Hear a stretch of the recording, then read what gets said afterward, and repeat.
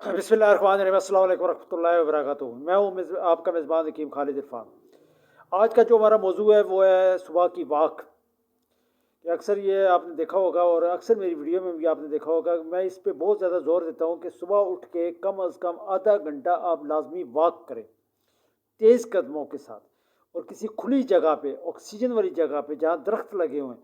उसका सबसे बड़ा फ़ायदा ये है कि जब आप वॉक करेंगे आपकी खून की सर्कुलेशन तेज़ होगी और आपके जिस्म में जो फाजिल मवाद हैं, कोलेस्ट्रोल है, यूरिक एसिड वगैरह, उसका बगैर किसी मेडिसिन के आप ख़त्मा हो जाएगा।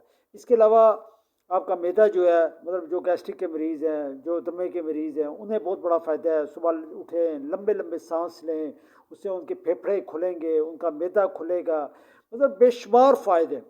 अगर आप एक काम शुरू कर दें, सुबह की वॉक करना शुरू कर दें तेज़ कदमों के साथ, और सुबह उठ के लंबे लंबे सांस लेना शुरू कर दें, तो इंशाल्लाह आप देखेंगे कि आप कई बीमारियों से बगैर किसी मेडिसिन, बगैर किसी डॉक्टर के पास जाए, सिर्फ और सिर्फ सुबह की वॉक से आप सेहतमंद हो सकते हैं।